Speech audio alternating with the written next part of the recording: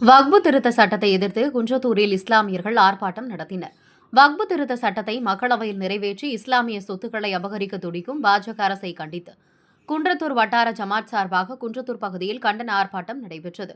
குன்றத்தூர் ஜமாத் பள்ளிவாசல் தலைவர் அகமது கான் தலைமையில் நடைபெற்ற இந்த ஆர்ப்பாட்டத்தில் 300க்கும் மேற்பட்ட இஸ்லாமியர்கள் கலந்து கொண்டு மத்திய அரசுக்கு எதிராக கண்டன கோஷங்களை எழுப்பினார்கள். மேலும் வக்பு திருத்த சட்டத்தை உடனடியாக நீக்க வேண்டும் என கண்டன கோஷங்கள் எழுப்பினர். இதில் தொழுகையை முடித்துவிட்டு 300க்கும் மேற்பட்ட இஸ்லாமியர்கள் நேரடியாக ஆர்ப்பாட்டத்தில் கலந்து கொண்டு கண்டன கோஷங்களை எழுப்பினார்கள். அசம்பாவிதம் ஏதும் ஏற்படாமல் இருக்க போலீசார் பாதுகாப்பு பணியில் ஈடுபட்டிருந்தனர். குறிப்பிட்ட ஒரு சொத்து எனக்கு வர வேண்டி இருக்குது.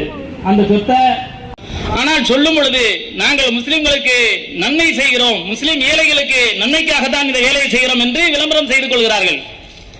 இதற்கு முன் வேலையை அல்லாஹ்வுடைய உதவியை கொண்டு நாம முன்னேறும் பொழுது நிச்சயமாக அதுக்கு அல்லாஹ்வுடைய உதவி கிடைக்கும். முத்தலாக் சட்டம் என்று ஒன்றை திருட்டு பெயர் கொண்டு வந்தான். கட்டம் கொண்டாடி சோறு கூட வக்கீலான ஐஏகே ராஸ்கே கண்டிக்கின்றோம்.